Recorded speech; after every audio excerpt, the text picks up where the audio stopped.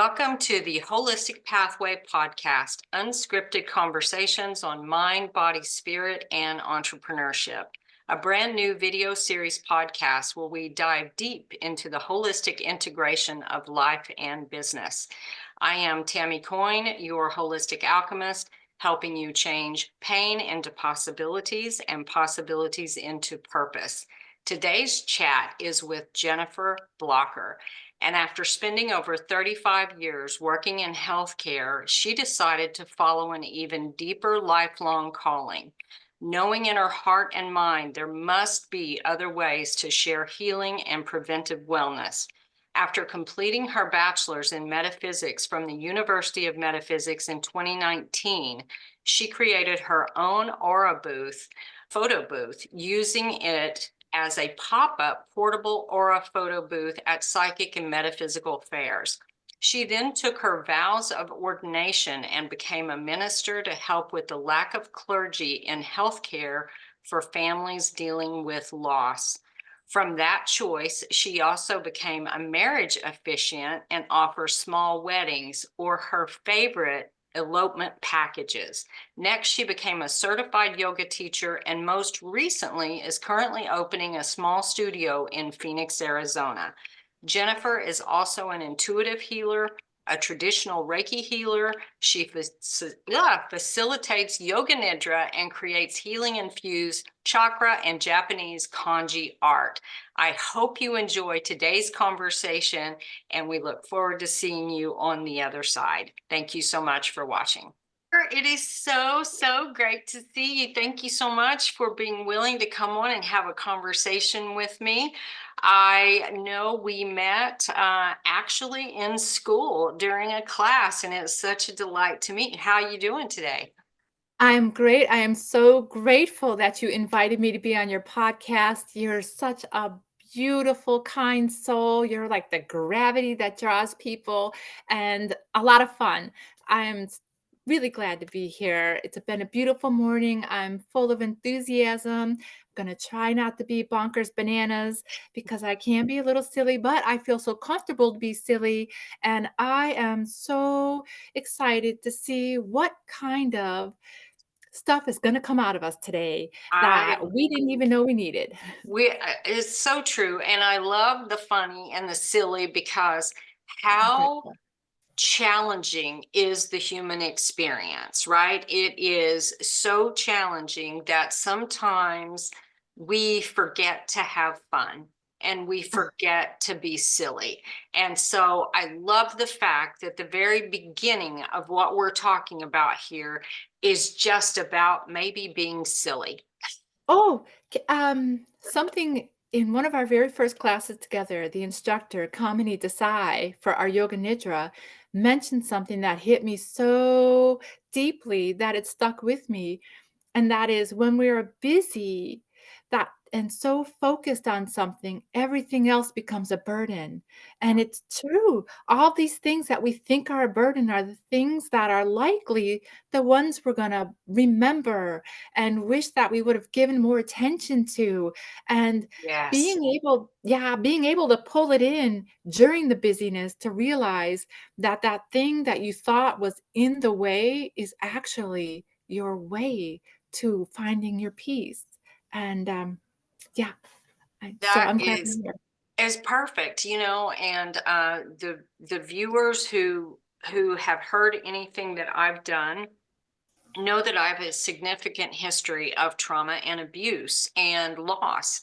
Yeah. And in my world, as a child, there wasn't a lot of time for fun. There wasn't a lot of time Mhm. for play. And I didn't realize as an adult how much my life needed that in it. And I remember that through most of my life, I would not sing, I would not dance.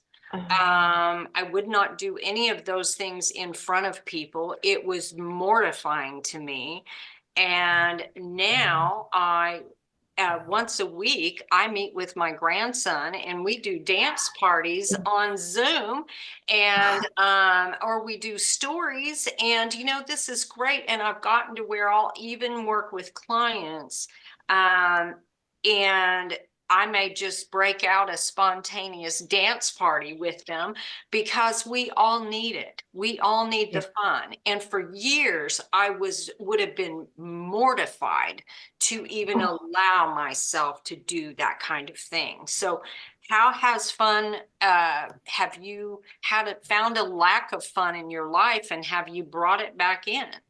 Yeah, thank you for bringing this up because as a person who was likewise spent a lot of time disassociated in order to get through the tasks of the day, Yeah. and also a parentified child, a child that had to be an adult at a very young age, and then a natural personality that's very, introverted. The INFJ Myers Briggs. We are old souls, and we're busy. We're task. We're We logical. are. I'm I'm I'm also very lucky that I'm, like, split because I have this I only know it from other people telling me, like, some sort of a innocent, childlike, um, guileless, no agenda, uh, not necessarily frail, but can be a little bit, but it's like a how can I say it? A very ballsy doe out there having fun. But when it comes to dance, I didn't give myself fun, and I would accidentally have fun when other people laughed at stuff I did. I'm like, oh yeah, that is kind of funny. Ha ha ha. Okay. And I could find the humor in that. So it was accidental that people brought it back to me. But I would never dance either, and in 2010 or 11, I did an online I went to an Egyptian belly dance studio in San Antonio where I was living and working, and I loved it, and I went back again, and the very first day that I went to the class, I went to a little, seminar, and then I went to a class, and that day, they said they were gonna go do an event at one of the hotels by the airport. I'm like, "Oh, I'm in it." And they're like, "Okay, you're in." And I remember beforehand, we met at the studio, I never wore makeup, and I'm like, "Oh gosh, I have to do dark eyes?" My hands were shaking, I'm like, "Eyelashes? Oh, the glue, oh, the glue." And, um, but went to the hotel, went out there with my veils and just did it, and the movement, I realized people aren't watching me and my body, they're experiencing it as if it is them and their body. And I'm like, oh, well, let's give them some fun. So the performer in me came out and I had so much fun.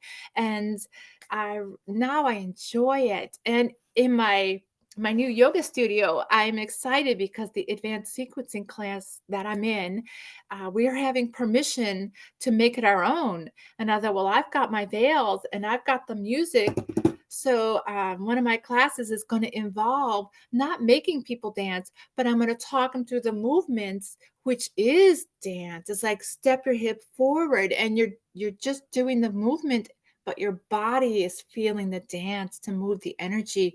And it's not as if anybody's watching, because in yoga, you're in your own physical Yeah. experience, and we're all having our own experience. So it is fun. Oh, really fun for me is my horse, which is I went and saw her this morning. Have her boarded. That might be a funny word, but she's bored. Stalled. She's not stalled. She's at a place that has a lovely green pasture, a view of the mountains, and she was rounded up in the mountains of Northern California, Nevada. And she has pasture mates and friends and buddies. And I went out there to see her today. She was in the pasture with her two mares next door to some geldings, next door to some other geldings, and the neighbor has some mules, and she loves it all. I went out there and I thought she doesn't look like she wants to leave today, so I'm just going to sit and visit. So we said our hellos, and then I walked a little distance away and just sat down. And I feel like she loves when I do that. She did a little blink and looked at her other mares, like, see what my human does? She's visiting me. And so then the neighbor was there. I walked over, we chit chatted, and my mare, she is so crazy fun. She is fun. She has a little swagger, and, she swaggered over and waited very respectfully, and I said, "Come on, girl." She walked over a little more, and she looked over at the gate like, "I wanna go for a walk." So we went and we played a little bit. So I enjoy also the play of animals, and that's a lot of fun. I Thank you. love this. Well, you said so many important things, and one of those things was permission. Permission to, and so if anyone is watching or listening, I want to invite that permission Mhm. to yourself. Give yourself permission. You have permission to bring fun in your life, to create whatever fun is for Yeah. you. For me, sometimes fun is doing a crossword puzzle. Sometimes Yeah. that's fun for me. Sometimes it's a jigsaw puzzle. Sometimes it's movement. Sometimes it's you know, driving fast down a long road with a, you know, a great music on. I mean, what is fun for you, and how can you allow fun into your life and bring that permission to just make anything fun? Another point that you made that I think is so important: if you've spent any time in your life being dissociated, and you understand what that means, and you don't know what it means to be in your body, the body can feel like a very foreign place. And Yeah. being able to move, I know for me, has felt very stiff and very confusing, and feeling like I'm going to do it wrong, and like there's somebody, you know, the dance police are going to show up and tell me I'm doing it wrong or whatever. And what I've loved about this dancing with my grandson, and with what you shared, is that it's really just about being in the experience. And I've watched other people dance, and could get into the experience just as you described, where it's like I'm gliding around on the floor and doing the things. And I just feel like allowing fun, maybe even redefining fun. What does fun mean for you is just a huge part of a holistic healing path. I want to mention something too. I Yeah. guess I'm back on the dance. I love how you said you feel like you're going to do it wrong. Um, Shortly after I joined that dance troupe, it was so fun, just fun, such a blast. It's like almost it was quasi theater. So we were performing, and I felt like, well, this is taking, it's not me. I'm here in this to do an event. And shortly after that, I went to a company ball, and it was an official formal ball. And it was the first time. I was actually 45, and I thought, well, I'm gonna have pictures done. So I had a lady do my makeup, bridal makeup and hair. And it was interesting because she did a beautiful, lovely job. And I was dressed formally, and one of my coworkers said, "Come on, let's go dance." It was a lady, and a couple of us ladies got up there, and we were dancing. I was having a fun time, but I had gloves on, and I have big hands. I'm tall. I got big hands, big feet. And as I'm just having a good time, and she very low key went, "No, you look like a puppet." And I said, "Oh," I put him down. And in my mind's eye later, I'm like, she didn't need to tell me that.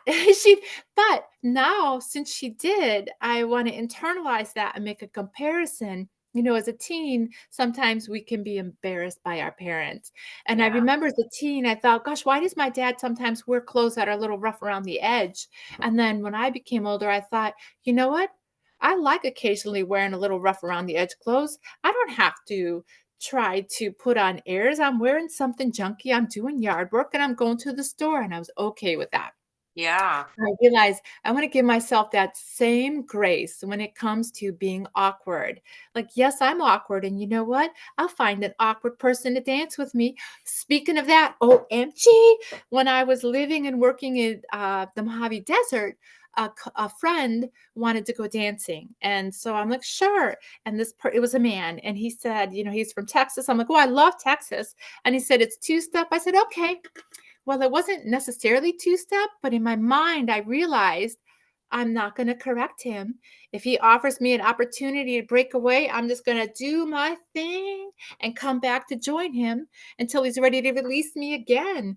And about the third dance we had, I looked over and I realized there was an Air Force guy mesmerized by what we were doing. And later I realized he was probably trying to figure out our steps. And all we were doing was having a good time. We'd So come great. together. I would follow him with whatever fun he was having. And then when he let me go, I just go off and have my own fun, twirl and come back like it was coordinated.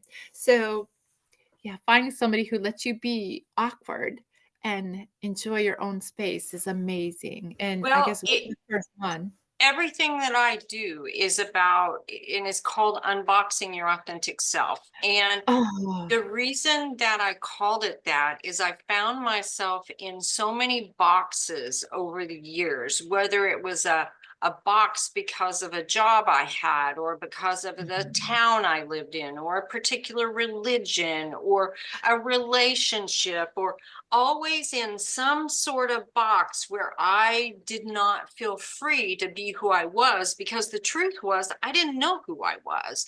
And part of learning who you are happens when you're a child, when you're just out doing the thing, whatever the thing looks like. And somehow we've gotten to this idea that it has to look a certain way, and like everyone is supposed to conform to some sort of idea that not everyone fits in. And then when they start to feel like I don't fit in that, but now I feel ashamed if I step out of it, Oh, or someone gives me the idea that I'm wrong for being fully present in who I am. And I think part of what is so valuable about the holistic healing path is to give a person that space where they actually can start to blossom. They can start to open up and become yes.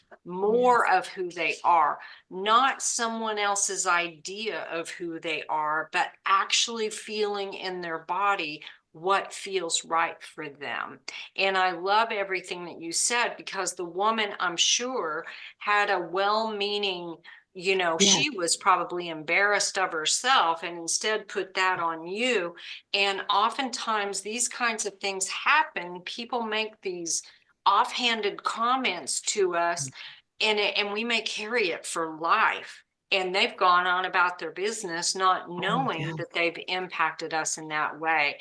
And the flip side of that, the way that you sort of stayed your course with your dance partner and someone else was really watching, sometimes that really gives someone permission to, oh, you know what? Well, maybe I'll just move a certain way or do a certain thing. Yes. And what a gift to be able to give someone. And that, for me, is part of the reason for these conversations in the way that they are, is what can we do to um, show someone what it really means to become authentically who they are, to heal at the deepest level, to uncover things that they never knew. People often make the holistic healing path and spirituality out to be something scary, or Yes. out to be something that they're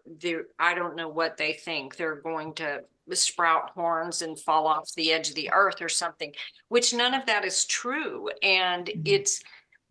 it's this space where you can actually understand what is going on in my body, what is causing me to feel depressed, what is causing me to feel anxiety, what is causing all of these physical symptoms that I don't know how to get past.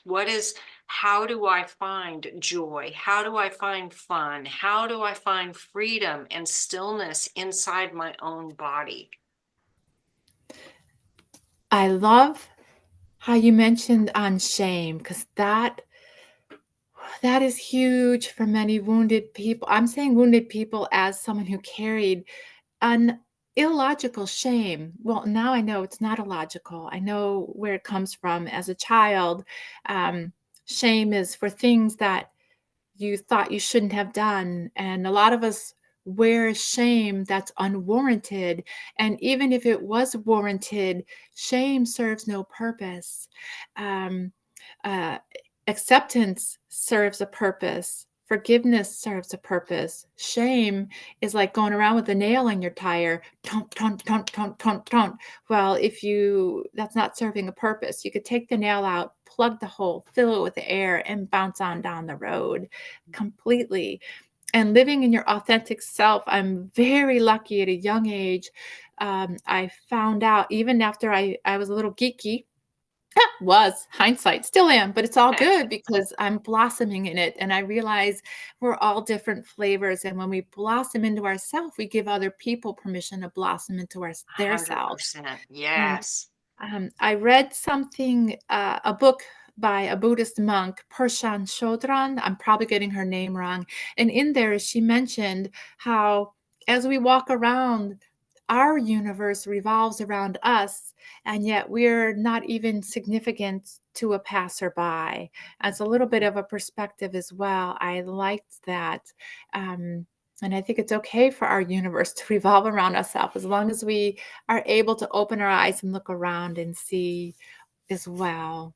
Yeah. Well, I think the awareness in is the understanding that we've spent so much energy being concerned about what other people think of us. And the truth is, who really has time to think about us? People are busy, they're doing their own thing.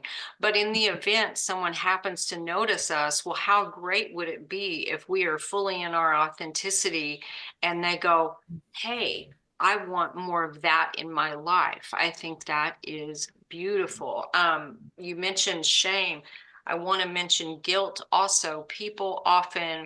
They often use these two interchangeably, and they're really not at all. Guilt is that feeling where we feel we've done something wrong. We are feeling guilty about it. Something in us gives us the idea that we've done something wrong. Whereas shame is that feeling that we are wrong, that we are bad, that our person is somehow subpar, somehow less than, and carrying that around. And it is one of the quickest ways to your own death is carrying those things around. They are so, so heavy, so Yeah. heavy. I want to mention from what you said, it made me think how as we're going around living our authentic self, there are still going to be folks who are going to project because we will be glaring mirrors and magnets. So, as a mirror, people will see themselves in us, and people who are growing towards health will see the healthy parts of us, and people who are not yet hit the bottom of the proverbial barrel to turn up to seek guidance may project onto their perceived flaw that they see in us. And the more authentic we can be, and I am not there yet, the more authentic we can be, it will not stick to us. Yeah. And so they won't have attraction, and they may find somebody else to allow it to stick on.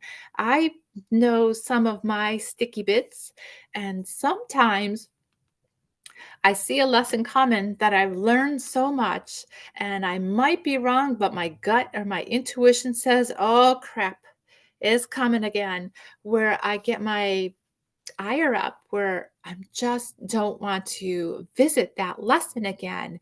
It's not that I feel like I'm going to get sucked into it, but OMG, I lived it long enough. Do I have to experience it again? And so finding that balance to be my true authentic self and know that I'm a mirror. And then um, sometimes a mosquito is going to bite you because a mosquito, like a scorpion, has to live its purpose. And we just got in the way. And sometimes I believe that's what it could be. But Mhm. gosh, I don't want to get in the way of that scorpion. I don't want to. Well, you bring some great points. And what I have to say around that is to understand what authenticity actually means. Authenticity doesn't remove responsibility.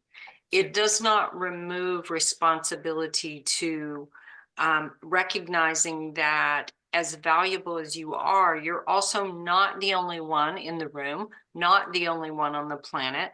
And what I coach and teach around is learning to be empowered without disempowering someone else, and appropriateness of a situation. And that doesn't mean to say in a box, to be in a box, but as an example, let's say you're in a funeral, as an example, and this might not be an appropriate time to hop up and bust your moves, you know what I mean, in the funeral. So it's important to also understand being authentic also means being responsible for how you show up in the world. So that's important, I feel. And the other thing, let's see, you said something that was really great, and it'll probably come back to me, but it's around that. Sometimes it takes some exploration to figure out exactly what it means to be authentic for you. And when you are getting, use the word trigger, use the word activated, use the word, your rough feathers getting ruffled, whatever term you want to use, that is an excellent time to recognize there's growth happening here. This is coming up for a reason for me to understand, what is it about this situation that is getting to me? And what I've found in the work that I do is it's often not the present situation that's creating this. It's a link to something in your history that may even seem completely unrelated or insignificant, and without some exploration and some learning how to do this, sometimes you don't always know what in the world is creating that reaction to you. And that's where the deeper healing comes in. When you actually get to the root of that, then you can revisit these situations without having any sort of reaction at all. That sits really good for me right now. I thank you so much. That just was a little salve for something that has been nagging at me, and I'm so grateful. Thank you for that. So I next time this particular situation is going to happen again because it's somebody that's involved in my day-to-day, and I understand that it is not them, that it's me. Um, so now I'm going to realize that those hackles are a healing, it's an awareness. And something else you said I'm really grateful for is the appropriate response with authenticity and appropriateness. In my late 20s, I used to be a bit of a workaholic trying to climb out of my life station of poverty. But one of my multiple jobs was as a childcare attendant in, well, two. One was childcare attendant in a children's residential facility, orphanage, for kiddos that were from the age, I think it was 6 to 18. And the boys from 15 to 18th went to a different part. Otherwise, we had 36 children, girls on one side of the building, boys on the other, and each had two halls. And the other orphanage I worked at was as a healthcare worker, and that was from newborn infants, generally born to unsafe situations or drug addicted parents. I think it was cocaine at the time was really popular, and they were newborn up till about 6. At the older facility, they had milieu therapy, which is an appropriate response. And that was such gravity to me as a former, well, probably still currently at that time, disassociated, formerly parentified child. I gravitated toward appropriate response because we will be hit in life with chaos and chaotic and crazy stuff because all of that happens. We experience crazy stuff and our reactions can be a little bizarre, and our loved ones or strangers' reactions can be that way. And we're all people seeking to exist and find harmony. And if somebody around you is living in chaos and they're reacting in chaos, we can be appropriate and don't even have to say anything, but just our presence and appropriate with, as you mentioned, people think stuff is going to happen, grow horns. No, when you're greeted with appropriate kindness in your trauma it can be very healing. And with these children that were reacting from stuff in their own past, when the people in their present reacted appropriately and saw through their intense reactions, it's kind of like a guidepost. Yeah. So even though you might be bouncing between the guideposts, if the people you're surrounded with react appropriately and don't belittle you for your reaction and just respond to the issue at hand and don't feed into what is going on inside of you outside of the issue, I think it really helps.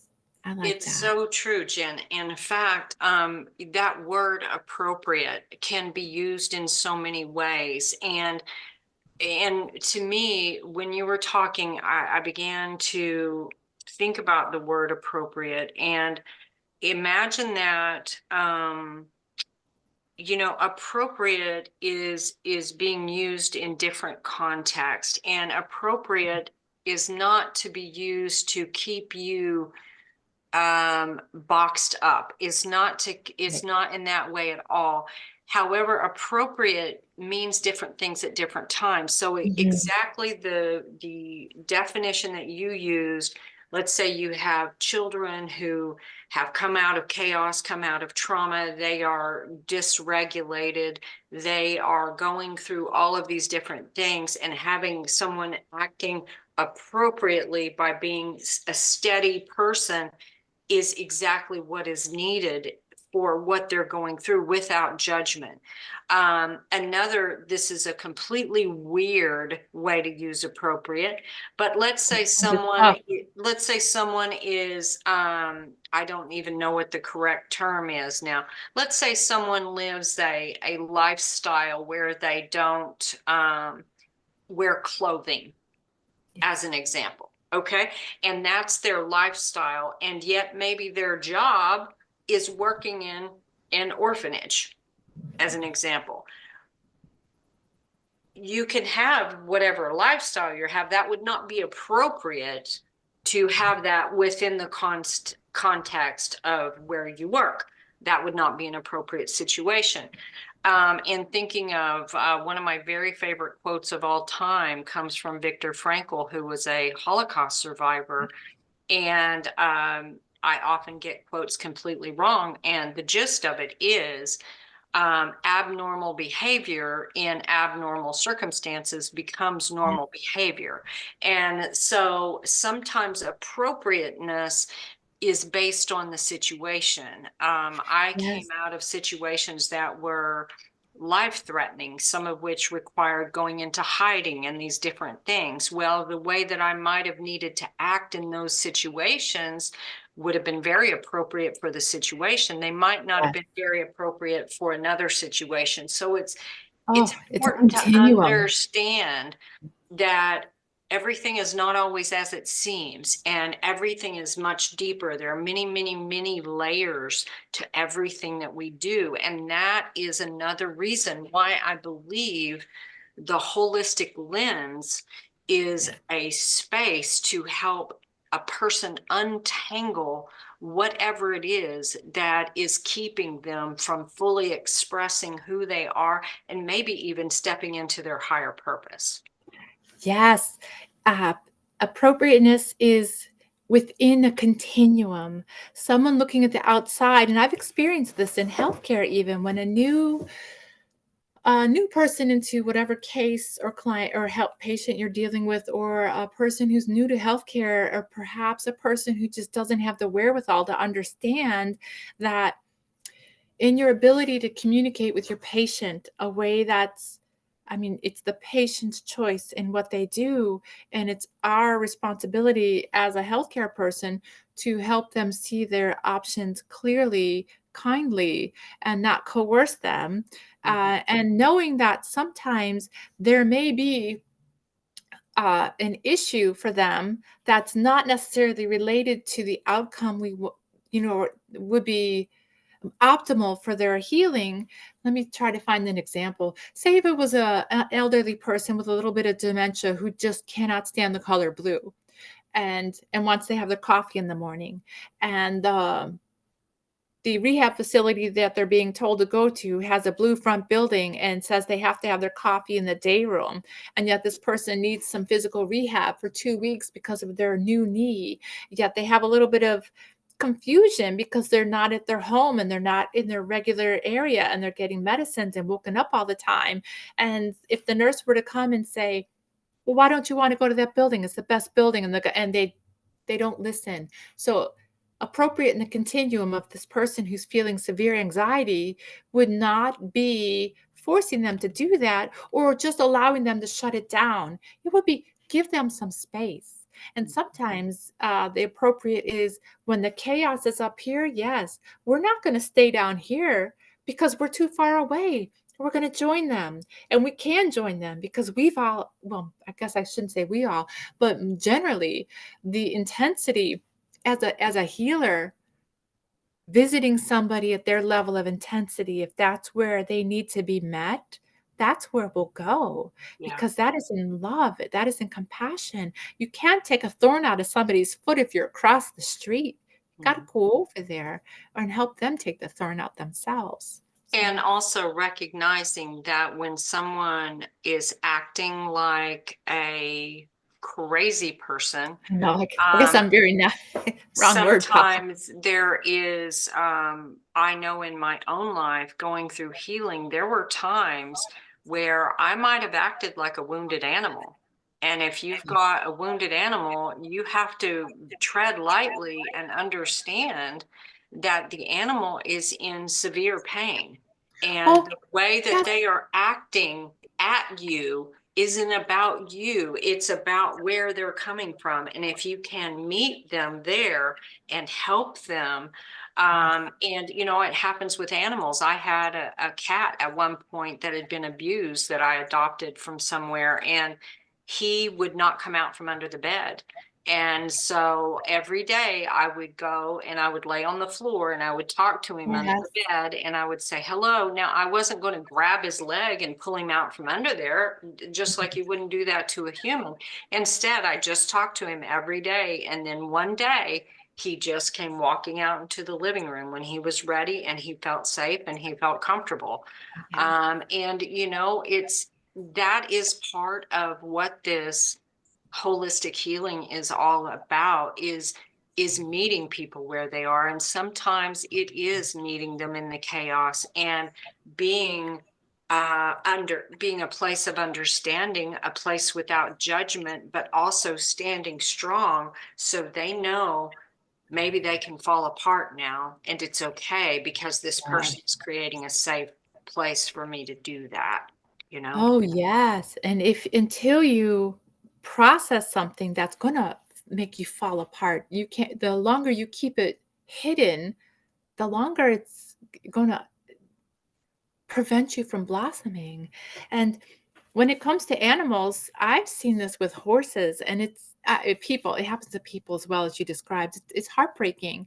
They could, have their spirit broke, which means forcing, not giving the creature, the horse, the opportunity to make a choice and coercing them into just doing and following. And I have seen them shut down where Mhm. they're like, "Well, I have no life." I'm like, "Oh my gosh." When I that's like the connection of an abused child at a point, where they just shut down. It's almost like catatonic. They are clearly not enjoying their life, and some horses go so far they give up forever, and that is devastating, to any creature. And my own mare, um, the first person that got her from the Bureau of Land Management from the roundup was going to use her for a competition, and they were going to do it in 90 days. And my mare was in a roundup of 1,600 horses. It was one of the biggest ones, and I've seen some footage of it, and I couldn't watch. I watched the very nice produced one by the government. It was beautiful, but I saw some footage on captured from, I guess, spectators, and it was really devastating. So I'm sure it was traumatic. And this lady got my mare. She was going to train her, and sold her to the second person. I'm the third person. And the second person went to get her, and the original trainer wouldn't even come out by the horse. She wouldn't be near her. She said she's dangerous, she's a kicker, she's aggressive. And the former person, Tammy, who gentled my horse and taught her to trust a human and let this horse share the beauty that she could be, and trusted her and how she could go up mountains and was such an amazing steed. Then I got her, and I was very gentle, well, firm but gentle, and not a horsewoman. And never knew that she was an aggressive kicker. I, as a former parentified child that is very sensitive, so the trauma I experienced may have been as intense for somebody else, or maybe I just perceived it in a way that made it more intense for me. But I could identify with that, and her and I had a lovely relationship right off the bat. And now we've just gotten even more deeper. But I thought somebody had to love this horse. So I found the second owner on Facebook by putting my mare's name in because she named her. And I just messaged her a few years ago, and she was so grateful. Said, "Oh my God, I love that horse." And she told me some of her story. And I would have never have got her if I knew her story because it was hellacious. And she and I both agreed that, well, that lady must have earned those that lady must have earned that aggression because this is a sweetheart mare.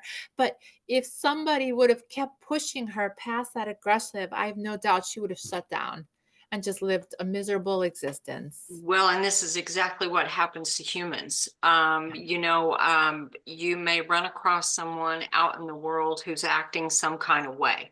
Maybe Yes. they're aggressive, or maybe they've withdrawn, or maybe they feel hopeless, or maybe they act inappropriately, or whatever. And so often it is because no one has actually seen them.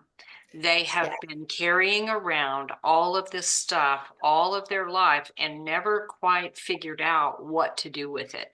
Maybe didn't know that there was any other way to go about life. They just know this is the hand I was dealt, and that's just it. And in fact, it isn't, which is part of the reason why I share my story. I don't share specific details of my story because it's often traumatizing for people to hear. Yes. However, at time, I share generalities of my life. And the reason is because if there is someone who has gone through these different things and says, well, wait a minute, if she's gone through that and made it to here, maybe I can too. And that's why I say pain into possibilities and possibilities into purpose, because sometimes the only way you can get out of pain is by understanding that it is possible, that someone, either you found something on your own or you found someone on your own that you believe in that actually can show you what's possible, and you start to see the evidence of that. And clearly with the horse, it's the same thing. There was someone who had the um, had the knowledge, the wisdom to meet the horse where it was, be with it, and show it appropriateness. Yes. So it knew it was safe to let the aggression go and become the horse that it is today. I mean, you watch the same thing happen with humans. And again, this point of this podcast is the idea that I get together with people, we have these conversations, maybe someone else can sort of listen in and recognize that maybe there's something that we've said that deeply resonates with someone's experience of what they're going through.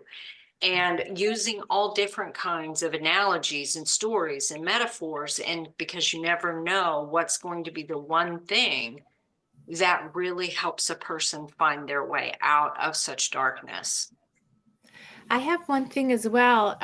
You made me remember a friend of mine who had many years of sobriety and slipped off the wagon and had climbed back up out of that and was with a new wife. And I called them once just to check in, and he said a few words, and he sounded a little troubled.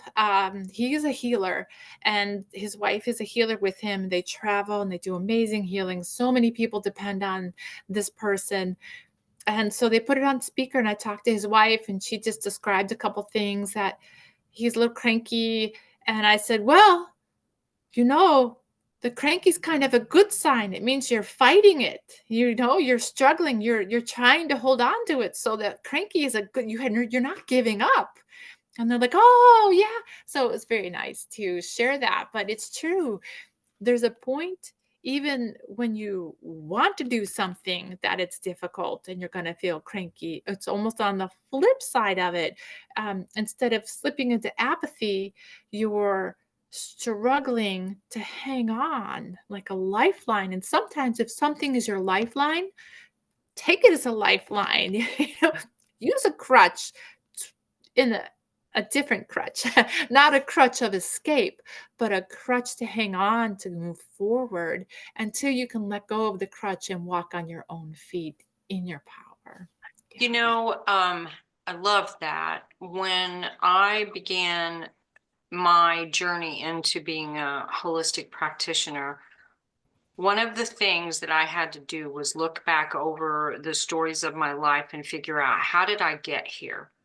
And so one of the first things that came into my awareness at that point was the mind body connection, because I didn't know what that meant. My body was starting to fail. I didn't know what that meant. Over time, what I have come to believe is that if you have an addiction, and this goes for physical symptoms too, but for this, I'm going to speak specifically to addiction. It is my belief that there is a beginning root cause for the addiction. And when that root cause is healed, the addiction will no longer have a need and it will be released. And when you take a person out of an addiction, and this is a much bigger conversation, but when you take a person out of addiction before they are ready, that can create at times even more harm. And my situation, I will share a story about smoking. Smoking for me started when I was 10 years old. I got to where I smoked 2.5 packs a day of Marlboro Reds. I was a heavy smoker. And at 38 years old, I was diagnosed with emphysema and told I would not make it to 50. So if I had had the choice to make just for myself, I would have just kept smoking, because I was not interested in giving up the one thing that made my life feel like I could Right. cope, Yeah. right? The challenge was, is I had 2 children, and my children's dad had been killed just 5 years before. And I thought, well, how I have to quit. I don't have a choice. And I had a choice, of course, but in that moment, my children were more important than the coping skill. And the coping skill was a lifeline for me. And so as soon as it was taken away, I Ooh. immediately gained 100 pounds within less than a year. And the point being is that it threw me into taking the addiction away without allowing me to heal what was creating the need for the addiction in the first place. And it was a very harsh way. I was angry for years, for years. And so to me, and I've tested some things out with other things, but once you heal what was actually creating the addiction, the need for the addiction, the emotional connection for the addiction in the first place, then being able to walk away from it is a much easier process for the person. And it's a challenge. And the thing that happens is, let's say a person has been away from an addiction for a while and it resurfaces. that says to me that something in the present day has triggered that original wounding. And that is the only way they know to get through whatever's going on inside. It's, yeah, it's a I wanna challenging. bring oh, sorry to No, no, speak no, over please. you. I wanna bring up this is not a perfect parallel, I understand between physiology and psychology are 2 different things, but Yeah, when I first learned about the gate control theory of pain, which is you have a nerve and a space between, and they can communicate through, neurotransmitters. Well, the gate yeah, control theory of pain is if we can interrupt between these transmitters, interrupt there, the message won't get through. So I feel like emotionally, it's I don't believe this is I'm pretty sure a medical person would be like, that's not right. However, emotionally, we do our own gate control theory of pain by gonna have this cigarette. Gonna have the cigarette. I'm feeling oh, I'm gonna have the cigarette, or I'm gonna have whatever my substance of choice is to block this pain that I'm yeah. feeling. So exactly as you said, once you take away your substance, oh, that pain can communicate and get through to us, and we cannot just push it aside. So I bet you there's the appropriate term for that, but self-regulating, escapism. But once somebody decides that whatever they're using to escape is so hard, be that any addiction that is harming your physical well-being that you have to stop. Well, there's not only the physiological body addiction and withdrawal, the everything that was being gated out from Yeah. being felt, seen, heard, and experienced, the avalanche could come. Absolutely. 100%. And if you don't have the support you need as you're going through those things, because Yeah. the reason you were using that particular substance, whether it's food, whether it's There's the purpose. relationships, whether it's, cigarettes or drugs or alcohol or whatever it is, you clearly were using that because you did not have the tools that you needed to deal with Yes. that Yes. pain. And which is why people then go and find something else. It is critical, I think, that people really understand the pain that people are going through. And often this pain was inflicted at a time when they were so young that they No, this didn't have the capacity, even if someone had been, it's like if you learn the tool as an adult, it's the child part of them that is wounded. And they may even rationalize it with their head of why isn't this working? I don't know why this isn't working, but they're still not speaking the language of the wounded part of them. I was so grateful. I also worked as a nurse. I was an OB nurse, and we would take turns volunteering to be the nurse to help with fetal demise. And in in my studying for that, to specialize in that, I loved the healing it gave me when I learned that among the theories of acceptance, the stages of acceptance, when there's something so overwhelming, I read it from some sociologists or psychologists, and I apologize, I can't remember, but the gist is it's not uh, putting it in the trunk.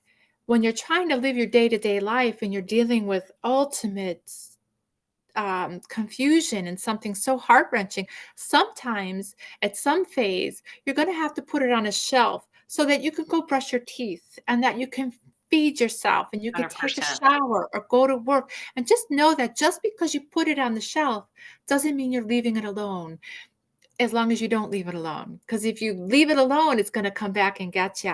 So when that grief is overwhelming, as say when you let go of an addiction and you're overwhelmed by this, sometimes you sit in it and you visit it, and sometimes, okay, you know what? I'm gonna I'm gonna put this right here for now so that I can breathe and maybe go to a yoga class and maybe have a little bit of fun because it's going to be there waiting for you. You don't necessarily have to hug it and clutch it to you every moment for the rest of your being. if possible. And if you need to clutch it longer and wallow in that, breath-sucking grief, forgive yourself for that too. That's a part of it. And yet if you need to stop the breath-sucking grief to go eat or go pee or take a shower or just breathe or listen to a bird, um, that's okay too. You can do that. 100%. You know, I've said this before in private conversations with people in my own life. There isn't anything I've experienced necessarily that's any worse than anyone else.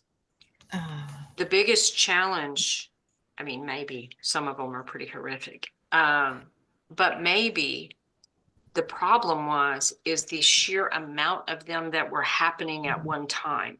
And so there was no time to process it. So it was throw it on the pile, throw it on the pile, throw it on the pile until the pile became so big yeah. that I felt like, oh my God, if I open that door, Oof. I'm going to die. I felt I would physically die if I You opened that probably door. you And probably could so have. it's important to understand that sometimes you're walking around like a pressure cooker. And for people who aren't old enough to know what that really is, Oh, that's this right. big pot and you have a little thing on the top that goes, and if you have And the something pot's in screwed there down. The and lid's screwed and down. and pressure has built up. One time I was too impatient to wait, so I opened the lid, Really. blue chicken all over the ceiling. That's the But best the chicken. important part to know is that little happening on the top is letting little bits of steam off. And if you can do that in your own healing journey, Yes. is learning to let the steam off, let a little bit of steam off. Maybe I've set it up on the shelf. Okay, I am going to take it down for just a little bit or take a little piece out, and I'm just going to let a little bit of steam out. And we don't often know how to do that. And it's so scary to think Yeah. of a healing journey like, oh my gosh, I might die if I attempt to do that. Yeah.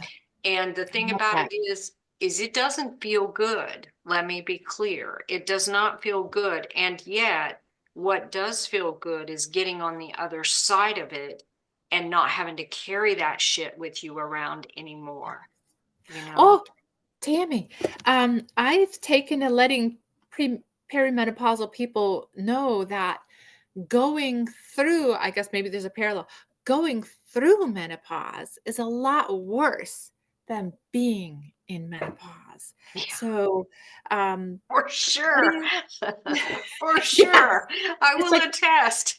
nobody tells you that, the phase of going through it is like the phase of going through puberty. It's intense. Hormones are crazy.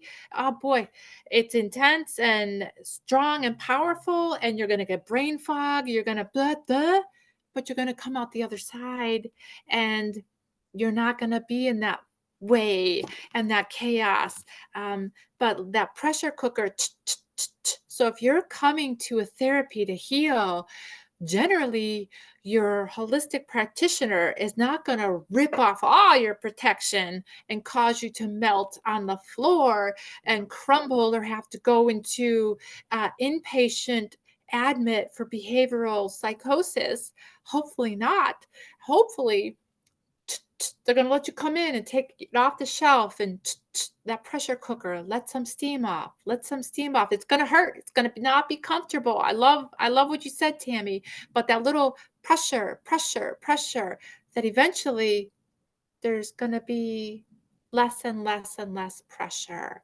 And And that's exactly, and that's why there's not any really one modality, and there's not really even one person. Sometimes it takes a variety of modalities to test out different things. And maybe there's one you get, I call them my self-care team. Like I decide, hey, I want to add this person to my self-care team or my self-love team. And these are the people that I feel the most connected to. And I would love to have them and their wisdom or their energy or whatever work that they do as part of my healing team, because ultimately the body heals itself. We look for those that can help us facilitate the healing that our body, mind, and spirit needs on the journey. Yes, and just as the body heals itself, which as a former health medical person, I've even had providers say that all they did was give the body the opportunity to heal itself. Absolutely. And if we get out of the way, it can heal itself. And if we remove our blocks for our emotional trauma that's stored in our body, that's affecting our behavior, our relationships, our success, um, getting out of the way and allowing it to pass through the discomfort. Yeah, Absolutely. Well, yeah. thank you so much, Jennifer. We're coming to the end of our Thank time. you. Is what an amazing conversation. We started out talking about fun and dancing, and we've gone all Yeah, around the horn. I love thank you. this so much. Is there anything that you feel is left unsaid? Anything that you last thing that you want to Well, say? not not left unsaid, but I would like to thank your listeners so much and anybody that should come to you for healing. And also, if anybody just is hearing this randomly, I want to encourage you to forgive yourself, love yourself, and in times of great stress or intensity, something that I did and still do that helps me is something as simple as put one hand on your heart. Hmm. Put your other hand on top of that. Close your eyes and know you are hugging your heart. You deserve that hug.